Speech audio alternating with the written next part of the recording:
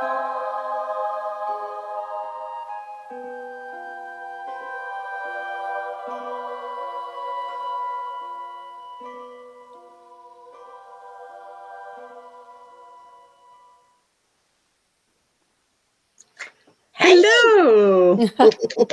Hey, good evening. Good evening. Good evening. So yes, anybody watching, we're with Eyes of Indigo. I'm Iris. Margot's on the other side, and in the center is my sister Deborah. Hi. Yay! Yay.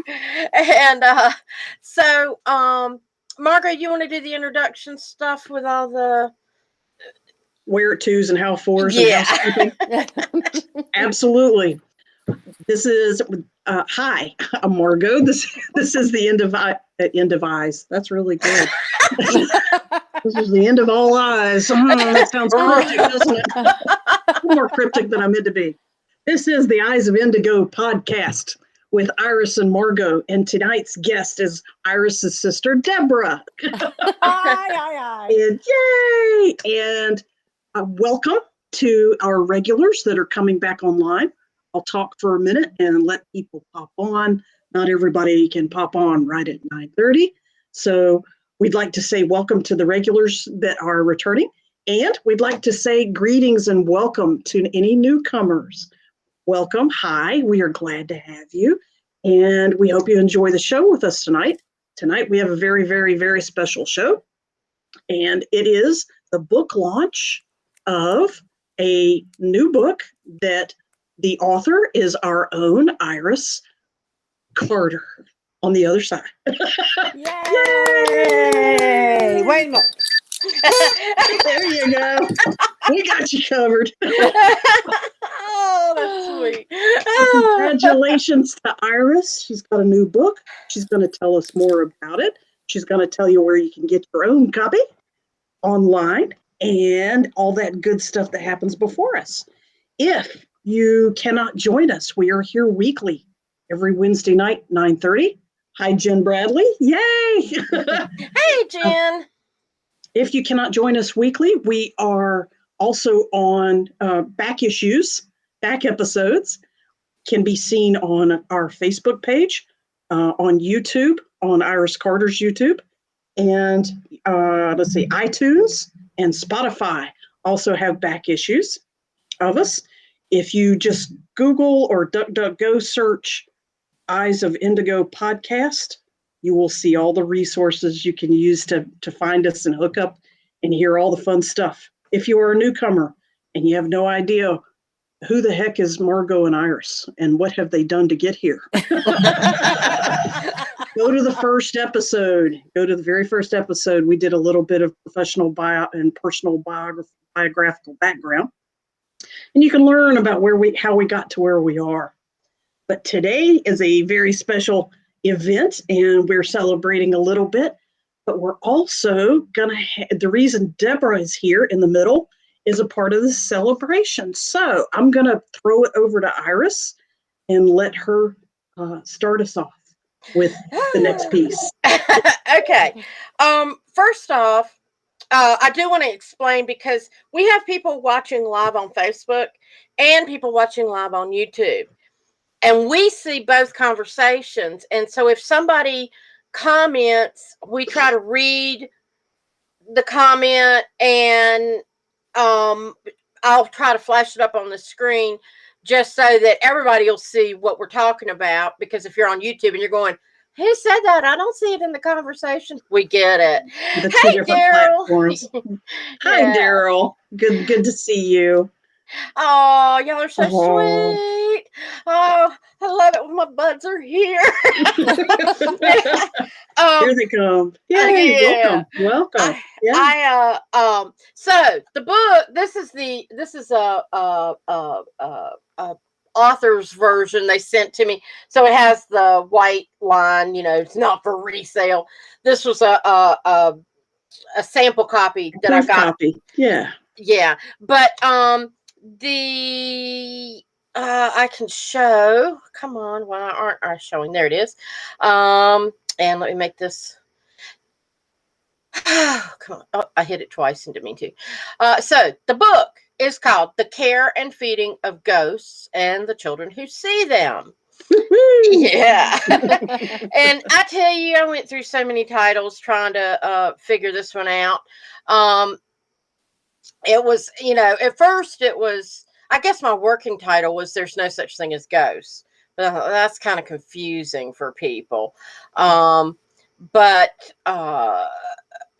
it's like the whole premise of the book was I and my sister, because we were both young,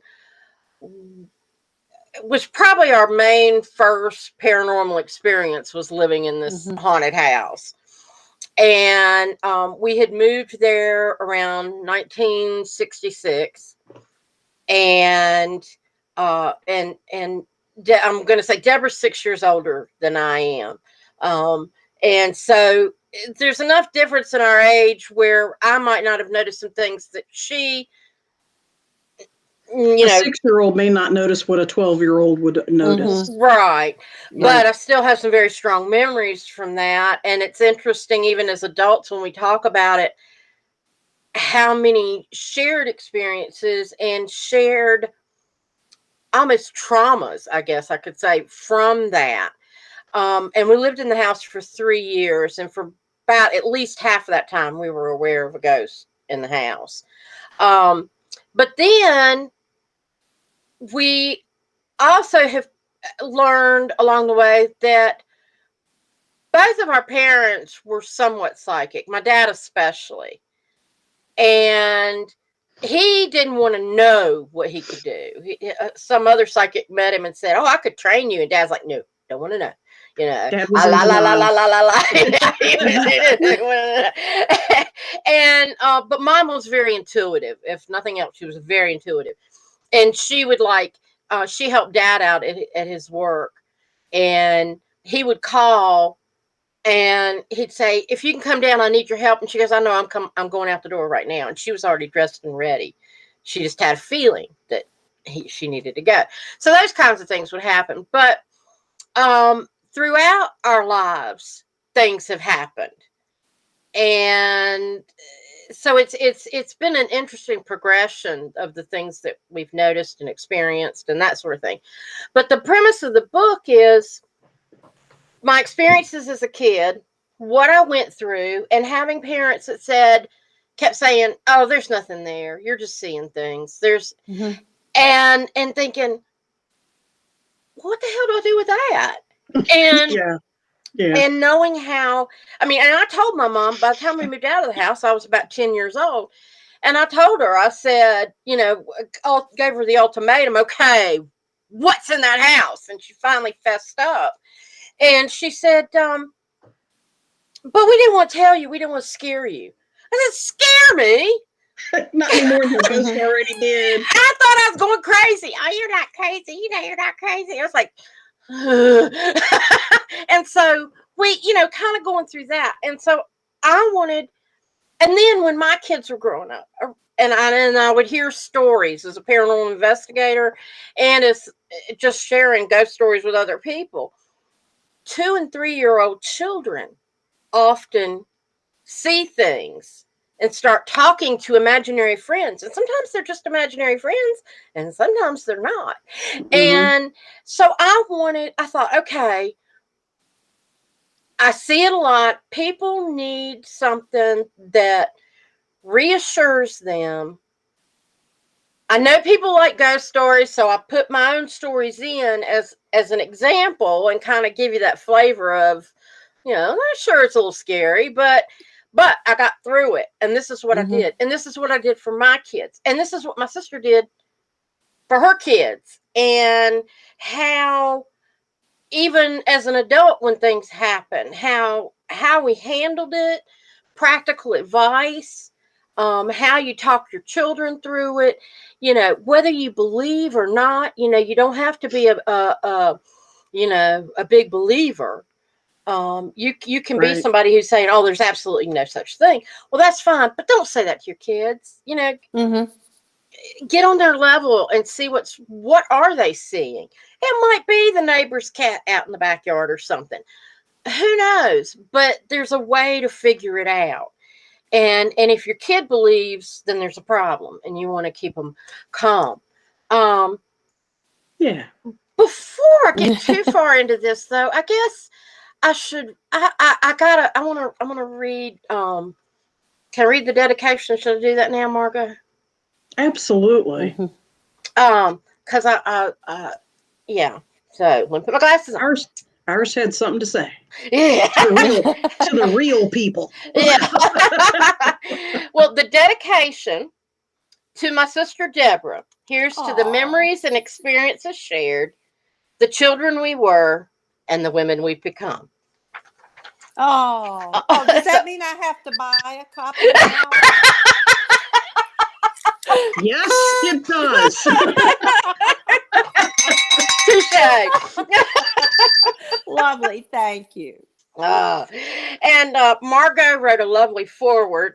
And then I also want to, my acknowledgments real quick. I just want to give those because I feel like this is my chance to thank people. Gratitude and love to Margo Ross Sears for reviewing my early draft and continual encouragement and reassurance. The team at Haunted North Carolina for the opportunities, teachings, and experiences they helped me grow. And they're the paranormal group that I was, or still am, associated with. Those known and unknown entities that passed through my life, proving time and again that I wasn't crazy. You helped me learn so that I could help others. My younger self, you are loved, you are safe, and you are protected. You remembered and saved the story. I heard your voice when you were too frightened to utter a sound, and am proud to speak on your behalf. To my parents, I know you did the best you could. It all worked out as it was meant to be. That was very diplomatic.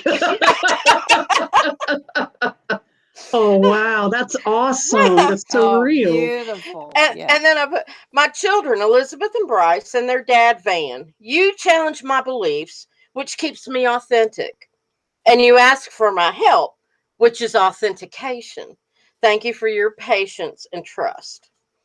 My son-in-law, Daniel, bless your heart. You're a good man, a gentle giant, a loving father to my grandchildren, and you put up with me. I can't ask for more, but when I do, you come through. Yay.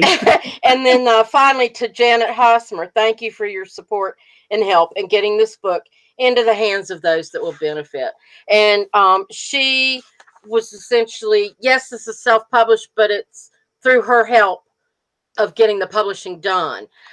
She's like a very important middleman in this process, and I couldn't have done it without her. So, hey, Janet's awake. Speaking of Janet, I'm glad She'll you catch made in the it. rerun, even if she can't be here, right? Yeah. So, and I had fun with it. I mean, I did it with a touch of humor. There's at the beginning of every chapter, there's and I don't know if you can tell, like I tried to pick up decent chapter titles. Act like the adult you are, and then I put a quote, and this is the longest quote that I have, but I love the program Supernatural, and I thought this was so appropriate. It's Sam and Dean. If you've never watched Supernatural, I love it. It's funny, but it's a little scary and all that stuff. Janet's here. Janet Hosmer's here. Yeah, I put it up there, honey. Oh, I missed it. Hi, Janet. Yeah. I'm sleepy too. But I thought this was sort of a double-edged sword. Sam says, when I told Dad I was scared of the thing in my closet, he gave me a 45. What was he supposed to do? Asked Dean. I was 9 years old. He should have said, don't be afraid of the dark. Don't be afraid of the dark. Of course you should be afraid of the dark. You know what's out there. I was watching the episodes. I was watching the series again, and I saw that first episode, and I was like, oh, man, that's going in the book. That's awesome. That is Yeah. awesome. So, I apologize that that I missed a few seconds there. It occurred to me I still have a copy of the foreword that I wrote, yes, Oh, and it's intentionally promoting the book. Would you mind if I read it?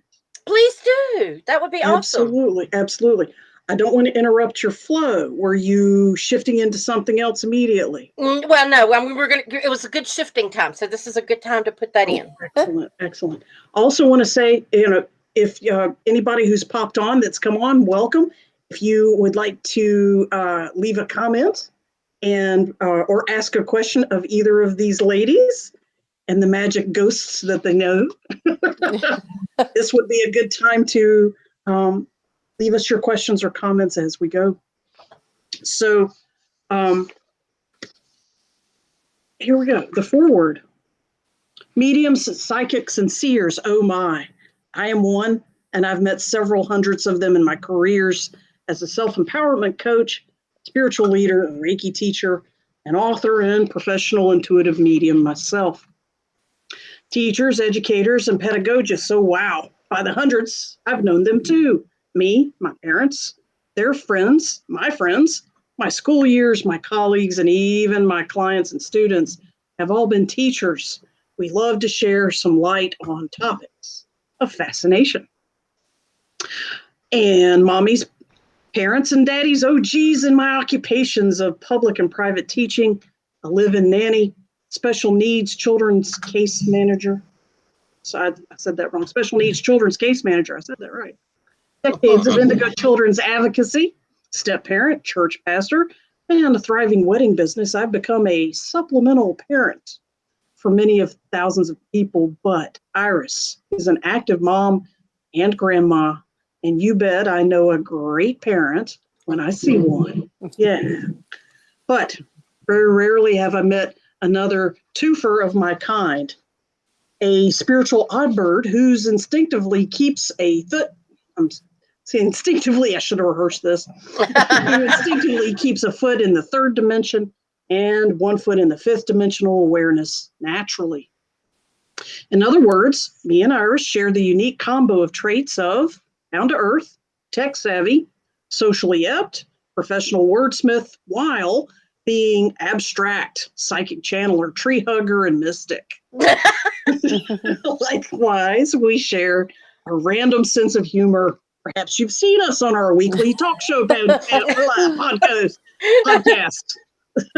What's more, Iris and I discovered other rare coinciding life events occurring before we met, i.e., she is a former employee of my grandparents in a small town of 2,400 people, but we never knew each other until now. But by the aughts of 2000, life finally networked us together via my national spiritual organization in another city. And now she created this wonderful book for us all. So let me fill you in. It's easy to read. Being a conscientious chronicler and a mother, she parables her support and wisdom clearly for us. As a natural and longtime talented speaker, writer, mystic, and seer, Iris offers the amateur apparition viewer a wide wealth of 411. Her ledger of light and insight not only guides parents of peculiar children, but also gives those same children coping tools. Plus, her compassionate energy and gentle humor appears throughout this entertaining how-to guide. And you get a seriously nice aha on every page. Aww. Moreover, sidebar, even child-free adults will get just as much value and entertainment from this good book of ghostly guidance. I did. Another bright spot to share. Iris relays many genuine ghost stories literally experienced by her and her immediate kin. These unusual accounts of living and coping with ghosts and similar entities take the reader into her private cache of real-life memories. Thus, you witness the genesis of her learned epiphanies of why you do or not do certain things when in the initially unnerving experience of spectral visitors in one's own home. But soothingly, too, her vivid storytelling remains charming, warm, reassuring, and relatable, just like Iris herself. I declare, friend reader, in Reverend Iris Carter, I found a mirroring tribe member and soul sister. Whether you are intuitive, a parent, or a teacher, I sincerely hope that you too find some of your own light bouncing off of Iris via this wonderful book.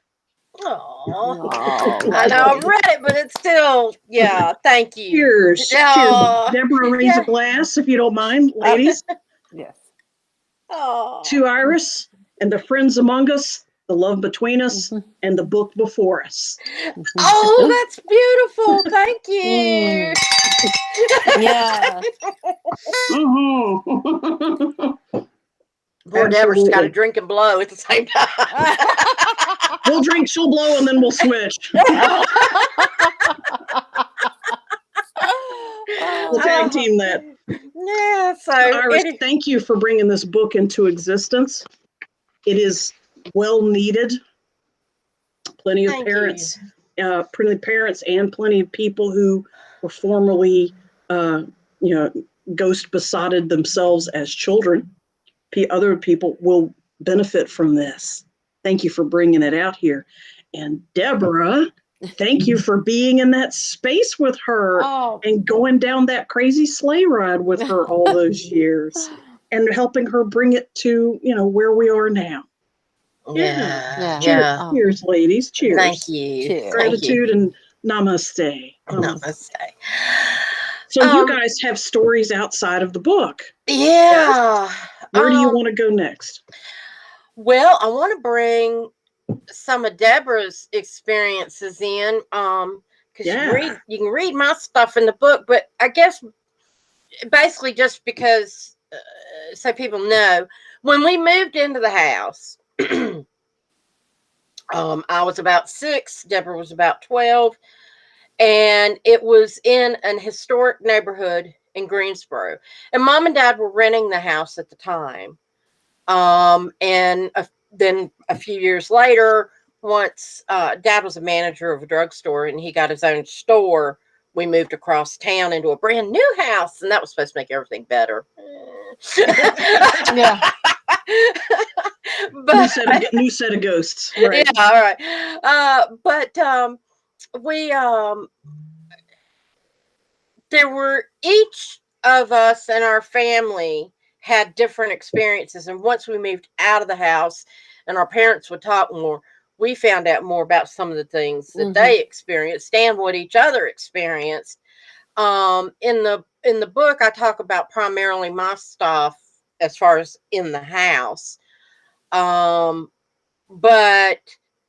I know, like, Deborah would get woken up at night, and if you want to talk a little bit about that.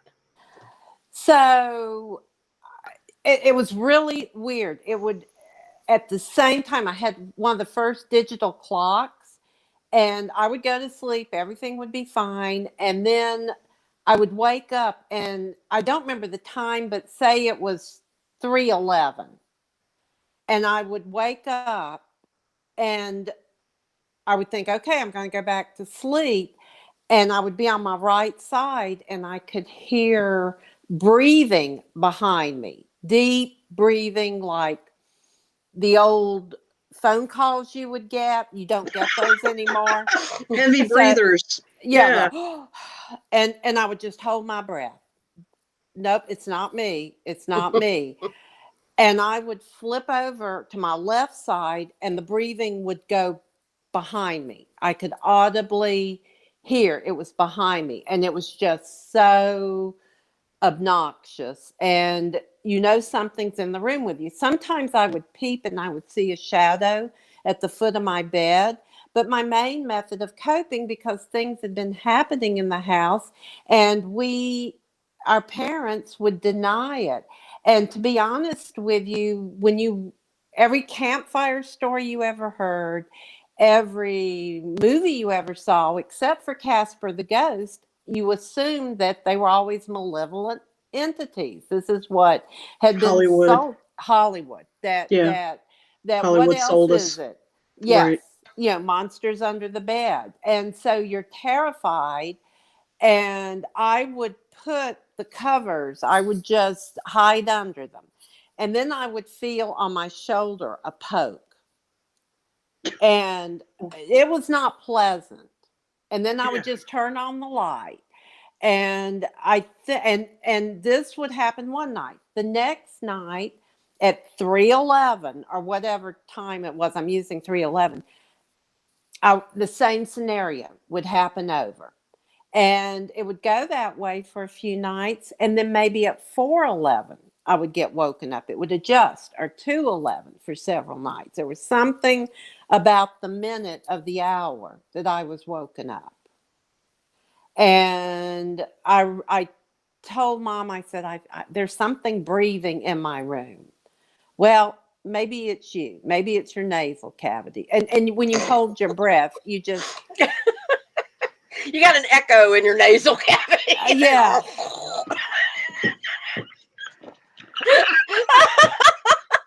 I mean, if you use Mom's logic at the time, you know, it's like... I know. Forgive us for laughing at past, but because oh my God, that's hysterical. Maybe you're just breathing so darn loud you're scaring yourself. Exactly.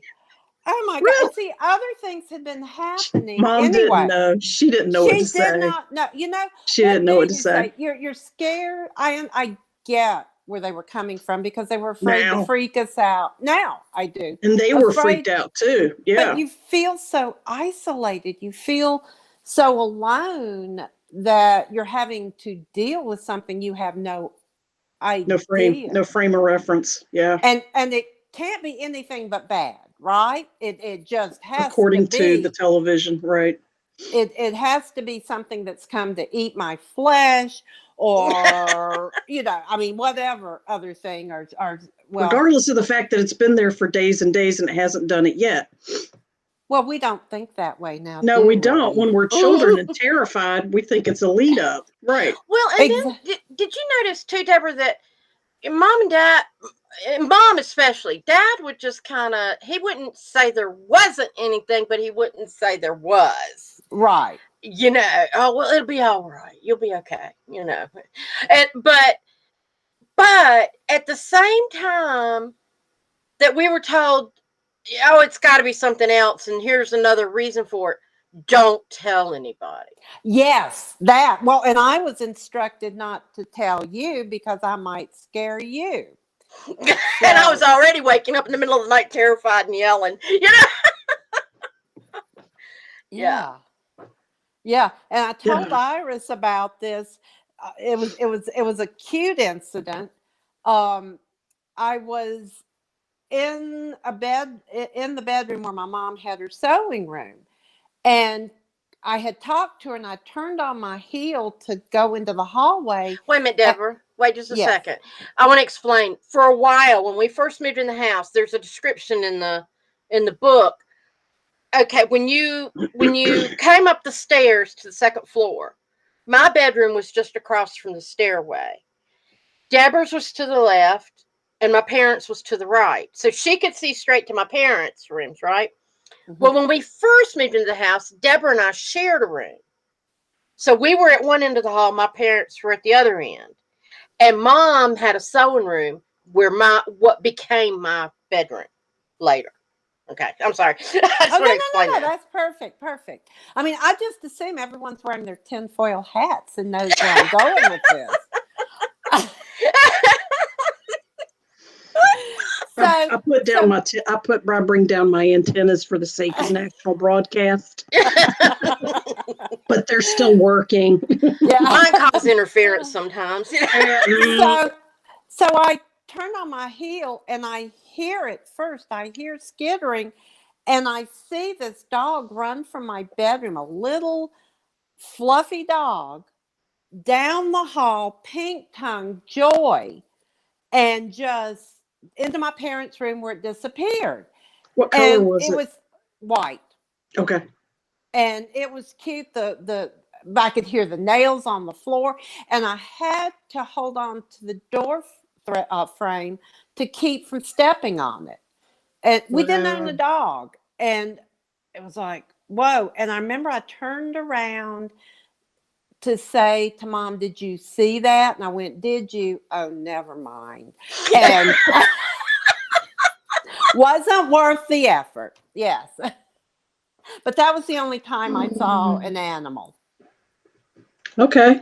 Like that. But that's fascinating. It was just kind of, you'd experience so much, things disappearing, reappearing, and noises and all that good stuff, that it was like, okay, I'm not even going there because I know what it'll be. Tell about the squirrels. So I Squirrels. the squirrels. I do not know if this was supernatural, just downright weird now that I think about it. In my bedroom, there was None of this is normal. Yeah. Deborah, you're okay. You're right on track. None of this is normal. So there was Keep going. a false room. There was a window, but next to my bedroom was a walled-in area, which I was figured out was a chimney. I went and looked at pictures of the house, and you're right. So they walled the chimney in, so there would have been space in there. Yeah. And most of the time, I think in the winter it settled down, it sounded like construction noise in that room. It wasn't just little. No, it wasn't skittering. It was like they had tap, hammers. tap, tap. No, it was like real construction noise, to the point, but my mom would say, it's squirrels. And my mom, and it went 24/7. And mainly in the spring and the fall and the summer. And Mom even said, you know what? They're probably in there building a house for their king squirrel with the. I saw that coming. They got their tiny little nutshell hard hat. It was, I wouldn't. They roll out the leaf that is the little blueprint plan. Squeaker, squeak 'em, squeaker, squeak 'em, squeak 'em,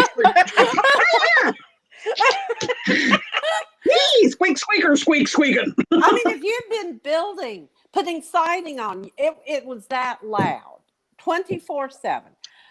Wow. And I've never lived around squirrels, and if in walls or anything. That's not what it sounds like. So if someone knows of squirrels making construction noises, I would love to get that affirmation that was. Please make that comment in the question and answer section.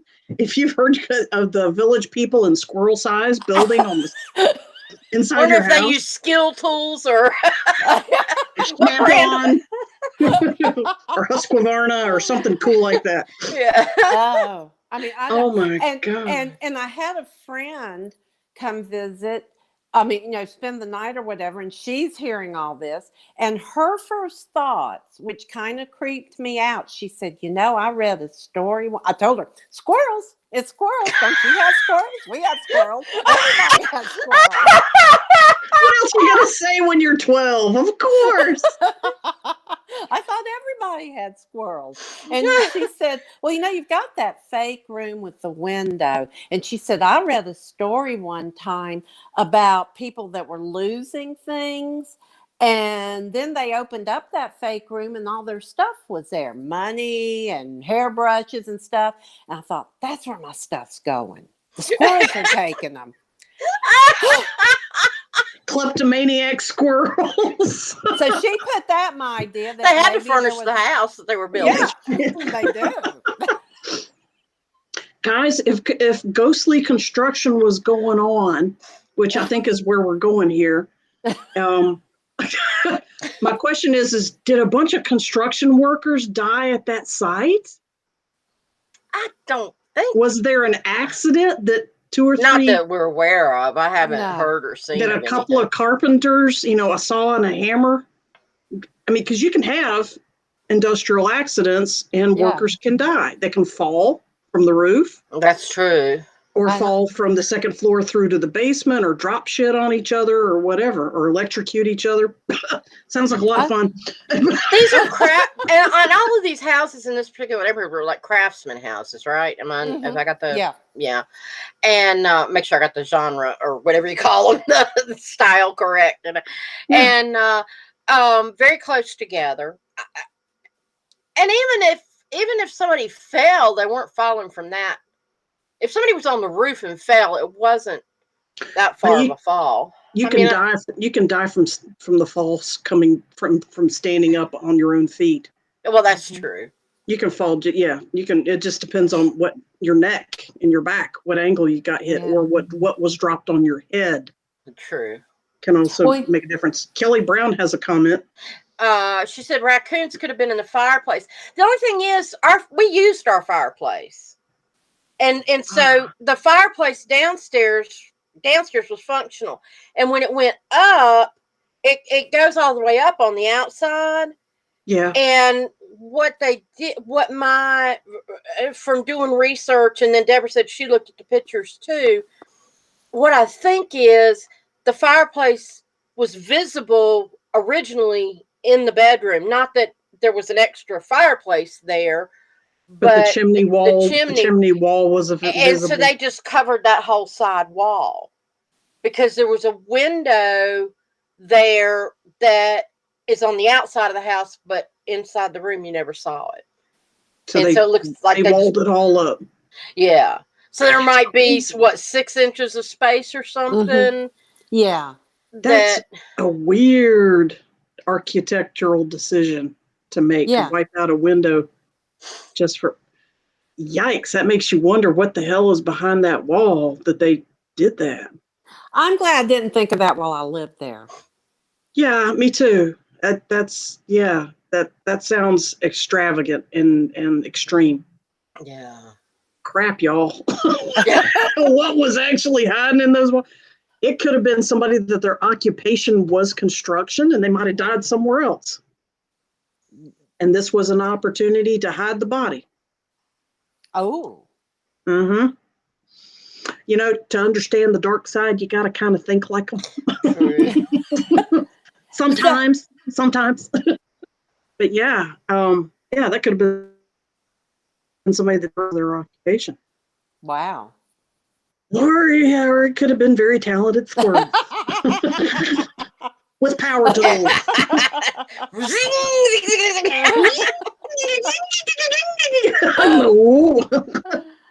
Oh my goodness. Okay, Daryl has a really lengthy comment. My little dog Dinky I had for 16 years died last year. Our condolences.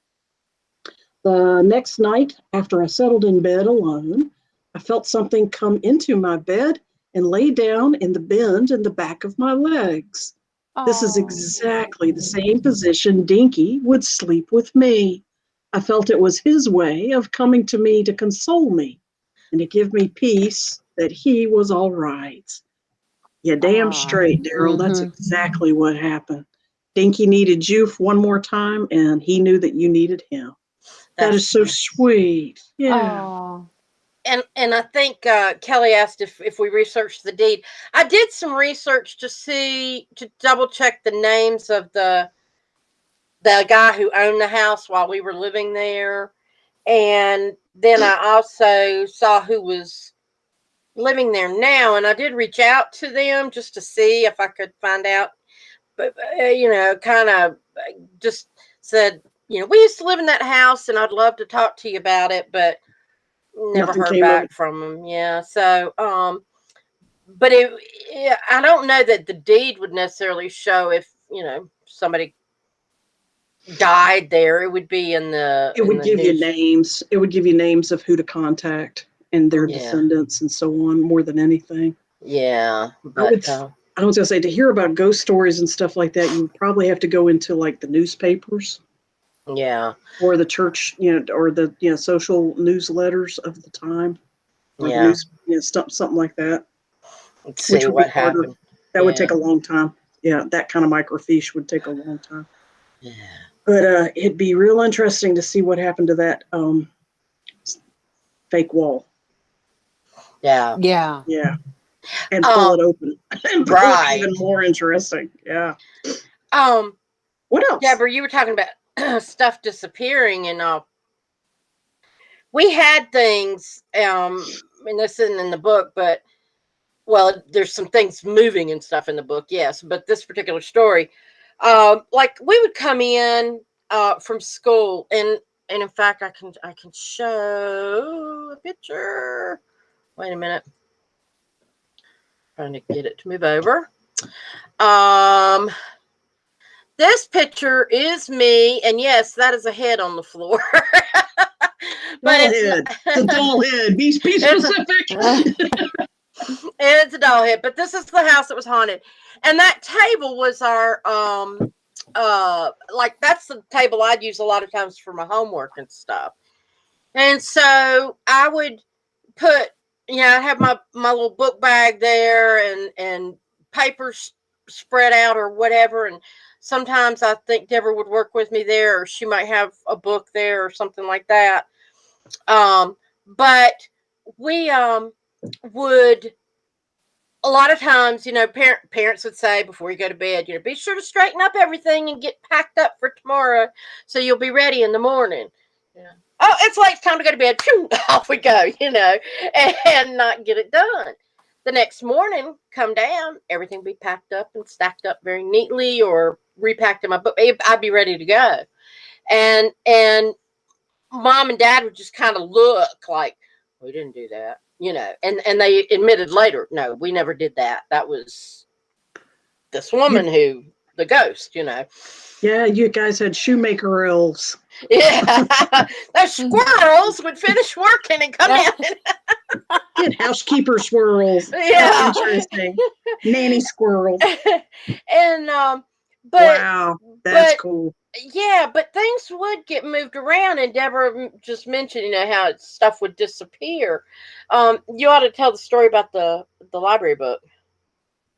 Oh, of course, we don't know that this has anything to do. I mean, I don't know if it's related or not, the science part of me, but I would. It's related. I've heard it. Okay. So I couldn't find a library book from the school. It was due. And it's just never been in my nature to lose anything anyway. And it's definitely not now if it's important to me. And I could not find this book. I looked everywhere. One night, and I was just worried. And I went to bed just so worried. And I had a dream. And I dreamt I was in the classroom. And I went to the back of the classroom, and it was sitting on a bookshelf among the teachers' books, just in the middle of the bookshelf. And I went, because I wouldn't have put it there. And when I went to school the next day, I went there, and bam, there it was. Oops, sorry, you guys. Perfect timing. Perfect timing. Bam, sorry. There was. You get a bell for that one, Deborah. Perfect timing. Perfect comedic timing too. But there it was. And I mean, it was revealed to me in the dream. This is where this book was, and it would still be sitting there if the school's still there. Yeah. Deborah, can I read intuitive? Can I read you some information relative to what you're talking about? Oh, sure. Absolutely.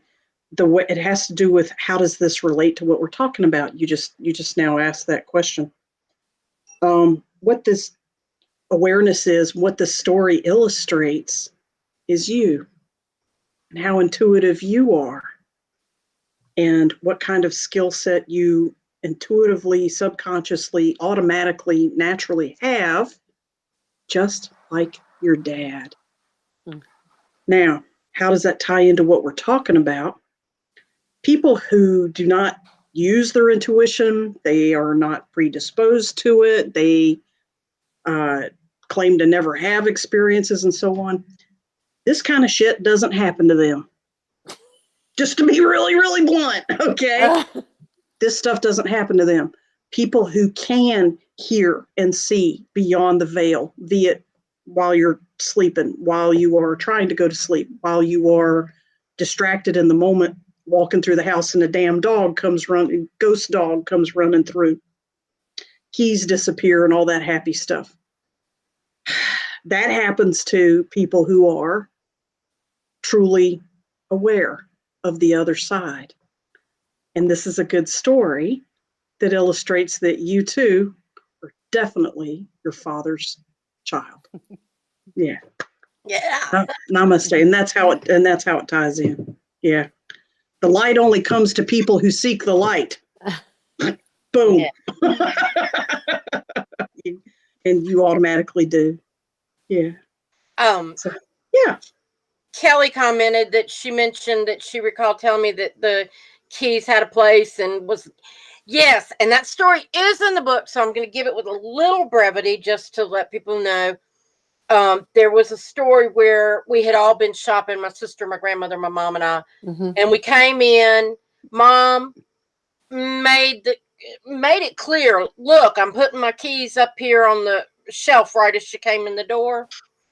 We threw our bags down on the sofa. Two of us went upstairs to the bathroom. Two of us went downstairs to the bathroom. We come back. Mom goes for her keys, and they're gone. And after some deliberation, and my sister made a couple of trips through the house and looked, because normally the keys were hung on the keyboard in the kitchen. After she'd done that a couple times and looked and didn't see them, and we're still going through packages and stuff and trying to find them. Did they roll under the sofa or whatever? I said, we need to look again. We've got to look on the keyboard. And so Deborah and I walked back into the kitchen where none of us had been since we'd been in the house. And there they were hanging on the keyboard. So yeah, stuff got moved and we put away. Yeah, put away. Yeah. And probably the same ones that got your book bags and homework stuff also got a hold of those keys. Yeah, exactly. And it was like, you know, and sometimes I don't know if I don't know. Well, there were some things that were mischievous that went on, but it never was anything malintent. Yeah, or malicious. Mm-hmm. But it was frustrating. And Mom said when she about 6 months before we moved, you know, a lot of times we see things out of the corner of our eyes because our logical brain won't focus on them when we look at them straight on. So if we see stuff in our peripheral vision because our mind, our logical brain isn't locked onto the periphery, so we can pick up on that stuff. But Mom said she was vacuuming. Well, she later told us, she said she'd see the woman all the time, you know, hovering, doing, you know, watching Mom do stuff. And she said, but this particular time, Mom was trying to vacuum, and she saw the woman out of the corner of her eye. She'd stop the vacuum and look. Woman's gone, of course, because she's now got her full attention on it. She'd go back to vacuuming. She'd see the woman appear in the corner of her eye again. She'd stop and look again, you know, and did this several times. And finally, she just stopped and put her hands on her hips and said, would you leave me alone? And she never saw the woman again. And so, you know, of course, that gave us pause for thought. But it's a good example of the entities, the sentient entities on the other side have to obey a direct order from a human. Yes. You can compel them to leave or to stay or not follow you or whatever. Yeah, just by saying it. But they didn't give us a rule book with the house. Exactly. You guys were greenhorns coming in back then. And Mom acted out of instinct, dismissing somebody. But that's what Iris's book is about, is how she's, and yet with your assistance and your experiences together, she has formulated ways to, including this one, there's other ways, to release this kind of energy away from you or process it a different way, which is also in the book.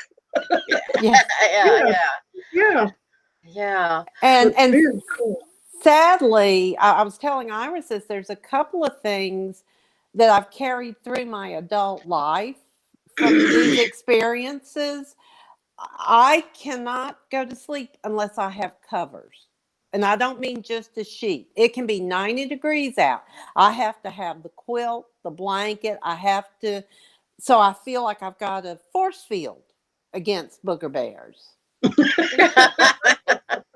And no And you're a limb, no scientist too. That's fascinating. no, What our brain does. Yeah. yes. I mean, it does. We ramp up the AC, the whole, because I have to have something that makes me feel like I'm protected, and not even one toe comes out under those covers. Not one. And I know, I mean, she was poking me. Yeah. But that's just security blanket, literally. And the other thing is, I'm meticulous on things I care about, like car keys and all, to place them. And if they better not get moved, I just still carry that today. I don't casually lose things. Mm-hmm. You want to track stuff. It makes you feel secure. Yeah. It does. And I told Iris one time, put my keys down, and my husband moved them. And oh, the wrath. He did not. You moved my keys. I knew where they were. Well, I just put them out. What's the big deal? It just, yeah. That's not your ballywick. Absolutely. We've got two more related comments coming in. Kelly and Daryl both had something. Iris, what did Kelly put? Kelly has had a series of about 5 ghosts in 3 different homes, but she said she told 3 ghosts that were family to stop scaring her kids, and they stopped. She was pissed off. Yeah, we do get angry, and I think one of the things though I recommend and is try. You can be firm without yelling, because you don't. 99% of the time, if not 99.9% of the time, right, things are benevolent. And yes. if you just, and you always have the right to set your boundaries, but to say, look, you don't belong here, go away, quit bothering me, quit scaring me, whatever. But don't do it out of anger, because one, you want to show authority without fear. Without fear, right? Anger is fear. Yeah, and so that, and you don't want somebody being snarky back. Exactly. And Daryl says, by Deborah waking up the same time at nights, could that have been an echo of either a death or a trauma that happened at that time? It'd be interesting to find out more. I cannot wait to read this book. Oh, you're so sweet. Yes. That is a good question. I'm gonna have to look that up. Might have to. I thought that same thing too. I was wondering, at the same time every night, 2 or 3 or whatever. It kind of intuitively, I heard, that's kind of when babies wake up to be fed and changed, 2, 3, 4 in the morning, and the ghost that was typically in your bedrooms was the caretaker woman, the motherly type, grandmotherly woman. And I'm wondering if she felt like she was showing up in the middle of the night when her babies perhaps would have been crying. Maybe so. Daryl, that's a good, Daryl, you started a good thread there. It's possible. Yeah. That's one relevance for why would a female ghost show up in a children's bedroom at the same hour every night? Well, that would be a mother trying to regulate her baby waking and eating. Yeah. In real time, just to speculate. Okay, so I have a question. Yeah. If you're saying be respectful, to tell them to go away, but if they're so darn benevolent and they're seeing more of the picture than we are, I assume, and they can see that we're scared, why do they keep doing it? They can't see that you're scared. You're thinking about this kind of in a 3D context, and they're actually viewing it from a 4 and 5D context, or at least a different dimension. By benevolent, and also you brought up another good point. We're not really clarifying what is benevolent. in this context. Well, anything that's Thank not you. going to eat my flesh, I'm just That's saying. right. Benevolent means anything that's not trying to hurt you. Mm-hmm. But a benevolent entity can also just be benign. They're not trying to hurt you, but they're not trying to help you either. So to move a ghost conversation forward, we kind of separate them into malevolent intentions or benevolent intentions. Well, there's also benign. They're indifferent altogether. And there's great shades of gray in between there. However, when benevolent type ghosts or entities, spirits, or whatever you want to call them, let's just call them energies, when benevolent or benign energies approach us, they have their own agenda. They're doing it for a reason. Okay. A benevolent one, that reason will not hurt you if you cooperate. It might annoy you, it might scare you, but it won't hurt you. That's the definition. So they're coming at you with an agenda. And so the clarification is that agenda will hurt you or it will not. 99% of the time it won't, but it will scare you. And scaring is not on their radar. Okay. Because they're not humans experiencing emotion the way we are. They're not living entities experiencing value systems that we do that say, this is a good thing, this is a bad thing, this is a weird thing, this is a normal thing. It's rude to wake me up. It's not rude to wake me up, yada, yada, yada. Those are values. They're not in a human body with a human consciousness and a human value system. So they're not aware that they're scaring you. That's why you have to tell them, this is not appropriate. You might mean well, but you're not welcome here. This is not appropriate. Leave. Okay. And that, and you also said something in the beginning just now. You said dismissing them respectfully. No, you don't have to be respectful. Iris, you want to clarify that one? Well, I'm just saying, It's nice. It's nice. Yeah, I mean, I think instead of with fear, yeah, if you're firm and you're going, hey, this is my home and you don't belong here. Assertive. Being assertive, being direct. It's not like the casual, it's late, it's time for me to go to bed. Don't you, you would do that with the guests that overstay their welcome. No, it's okay.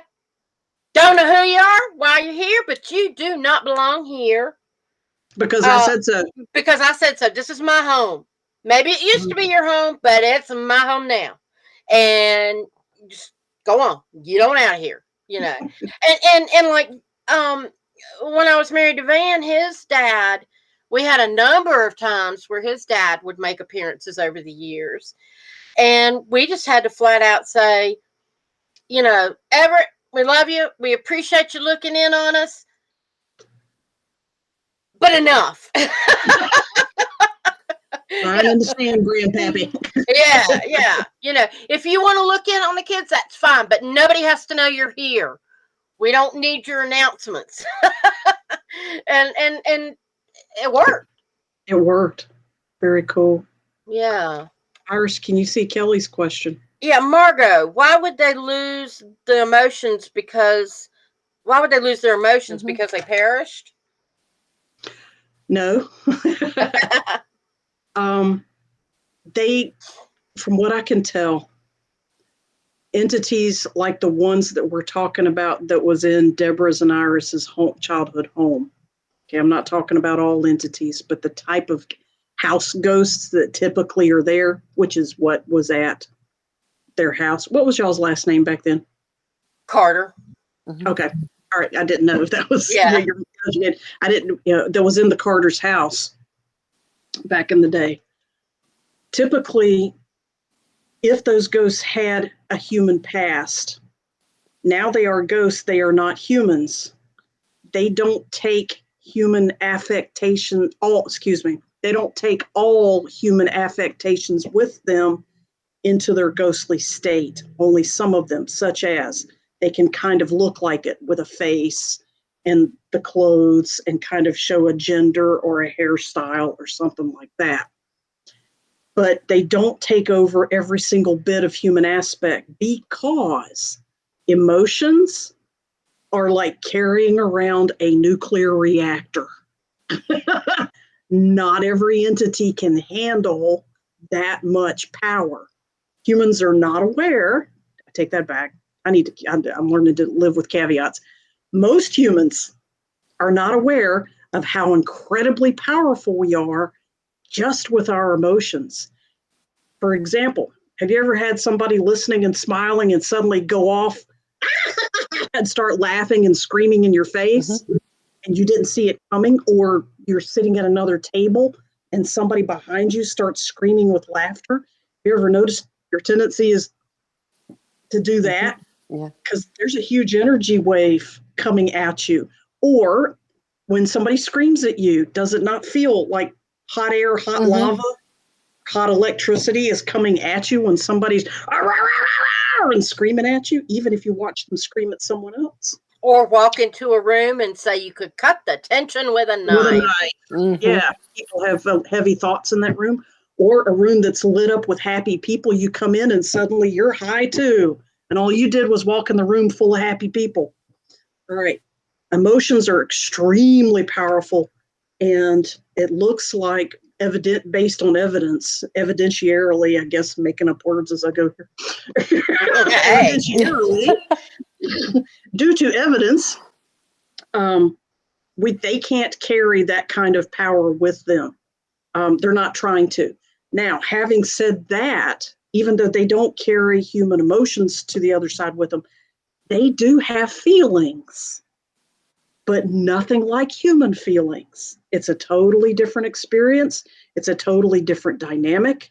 Cause and effect of those feelings does not work on the same principles and laws that it does for the cause and effect of human feelings. It's different because they're not human. So their feelings are different as well. And it's much milder compared to emotions. It's much milder. This is where you can feel angry, negative ghosts, or scared ghosts, or malcontent ghosts, or whatever. You can feel them because they have, you can sense them walking in the room or whatever, because it's a feeling. It's an energy that they're putting out, but it's vague. And people who aren't intuitive don't feel it. You can go, ooh, can you feel that? Can you feel that? And part of the group is going, no, what are you talking about? Y'all are weird. It's like, and everybody else is like, ooh, that's creepy. Ooh, let's get out of here. I don't like this. They can feel it. So it's how much you're tuned into that vibration. Tuning into a vibration is extremely important to understanding the whole universe, both sides. Thought I'd throw that in there. Yeah. Yeah. Wow. So thank you for the question, Kelly. That's I hope I answered it. Yeah. Is there any stories that stand out to you, Deborah, that you want to show? We're coming toward the end, and I know we could talk all night on this, but I know. Well, I mean, the most personal was being woken up repeatedly, time after time. Is the big one, because it's terrifying. You're asleep and you get woke up and then you get confronted. But that being said, Iris, I want to know, if someone came to you and said, we're giving you a house, no cost to you, and it happened to be that house, would you move back in it? if they were giving it to me, Right. No strings attached. Would you move back in? All things being equal, would you move back in? Yes. Knowing from what we experienced in our childhood, would you be comfortable moving in today? Ooh.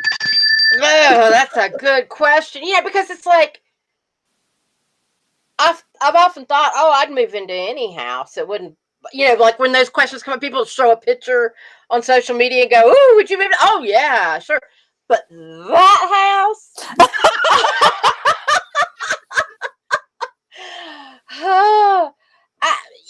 if it boiled down to it, I probably would. What if Deborah moved in with you? Oh, sure. Oh, I'm In that not case, doing you would. that. I No, know. It's I it's would. all a what if. It's all a what if. It's all Yeah. what if. But I probably would because I think well no, I'm not gonna say because I think I know that I could handle it now, Mm-hmm. and Yeah. I could Yeah. and set my boundaries and do a cleansing and all that stuff, and it was really kind of a pretty house. Yeah, it's lovely historic home. I think you Yeah, both would experience it in an entirely different way because you're so much more aware I than think you you're are now. right. yeah, and my initial reaction is like, ooh, but because all those memories are still fresh in my head too, and that makes it harder. I mean, I've spent a long time writing this book on and off, and so it's like, and I'd have to really go deep into those memories to Mm-hmm. remember and the emotions and things that. Maybe. Well, I mean, Because things have changed there too. It's not the yeah, same there but I as mean, well. writing the book I did, so it's all still fresh. So True. it's like True. I just moved out, and you're saying, "Do you want to go back?" No, I don't. Not right away. Let me put my adult hat on, and yes, I can The do it. two of you should buy that house and put it on Airbnb as a haunted destination vacation. Oh, There you And go. that would substantiate a significant price, let's just say, in real estate. Yeah. Because you know darn well that sucker's haunted. and we That'd be a heck assume of an investment. still, but we don't know for sure. There's a lot of people that's why they're living with hauntings they'll say I live in they're living in a haunted house, and they say they're scared to death, but if you offer to get rid of the entities for them, oh no, It's a part of their psyche now. Mm-hmm. yeah, and it's Yeah. like They don't want to lose their story. no, Yeah. Yeah. You know, Iris, I'm going to be heading towards your town next week. If things fall in place, you know what would be fun is let's go cruise by that house and stop in front of it and just read from the street, maybe, and ooh, not freak out the residents, but just get a vibe. yeah, we could do that. Wait, maybe walk around in the neighbor's yard. I don't know. Trespass. I don't know. And But then weird stuff that I mean, even in the neighborhood, do you remember? mm, Do you remember across the street is Bob and Betty and Brad and Brian? Mm-hmm. Everybody was named a B, and then they had a dog named Little Bit. I mean, it was yeah. no shame in that family. No shame. But we would sit in her backyard, and I don't remember if you were. I don't know how many of these you were in, but we would do like little seances in her backyard. I'd participate in this shit and lived in a haunted house. Go figure. Yeah, I know. Yeah, I wonder why. Trying to prove that it was real. But we Yeah. would do stuff like, if and I don't remember the exact. There was some little chant we'd do, but it was what we were doing was if there's a spirit around, let's hear 3 dogs barking, and everybody be real quiet, and you'd hear dog 1, dog 2, dog 3, or let's hear 3 doors slam. It was really cool. Whatever it was we did, it Wow. was sort of like that thing of uh, stiff as a board, light as a feather. Where you could live, and I did all that all the time in parties. I mean, slumber parties and stuff. We'd pick up girls all the time with 2 fingers, and it was Yeah. yeah, and but it was weird because that stuff always worked in that neighborhood. And I mean, and then of course we had our own little rumors. Like there was Jenny was on the corner, and they had a little cocker spaniel, and of course its tail was trimmed, right? And people used to laugh and say, "Yeah, her mom cut the tail off and hung it on her clothesline or something." I mean, we'd have these weird stories that would go around. Do you remember any of that? Yeah, I do. Of course, we were a 'Cause bunch of delinquents too. We'd sit on the mailbox. That's a felony, but we did it anyway. Uh, we had one of those big blue mailboxes on the corner. Yeah. Yeah. But I always thought it Oh. was strange, the things that would happen, and So I don't know if we fed the stuff or if it was They may have been on a ley line, LEY. Oh, that's true. The neighborhood or the street or the part of the neighborhood may have been on a ley line, which classically has more activity. And where two ley lines intersect, that's a power point. And you can, there's a bunch of energy coming through. Energy that's vernacular for the veil is very, very thin between this world and that world, so to speak. That was just an odd couple of streets there. Yeah. That sounds like a ley line to me. Yeah. There were all kinds of stories. Cut off the dog's tail and hung it on the line. Yeah. That's harsh. Really, the dog was officially clipped, but he was just, cocker spaniel tails. Yeah. Yeah, but as puppies. Yeah, I don't know, but okay. And so let me show real quick. Is this it? Yes. If anybody would like to get the book, let me make this full screen. Yay. It is on Amazon, and I would give you the link, but it's one of those incredibly long, obnoxious links that has lots of letters and numbers and stuff. So the best way to do is just to go to Amazon and look for the title, The Care and Feeding of Ghosts and the Children Who See Them. Or you might be able to find me. I do have an author page in there. Iris Carter. Yeah, Iris Carter. So fairly basic and simple. And is there anything else that I can think of that I need to share? Of all places, I don't have it on my website yet. I've got to. Oh, did you? Well, that'll be up tomorrow. Yeah. Jen's already bought it. Thank you, Jen. Thank you very much. Go, Jen. Congratulations on your excellent first purchase. Yeah. So breaking the ice. Yeah, and it but it is on the Eyes of Indigo page, the title and everything. So if you need to see that. You mean on Facebook? On Facebook, yeah. Facebook.com/Eyes of Indigo. And it'll be in the description of this episode as well. Yeah.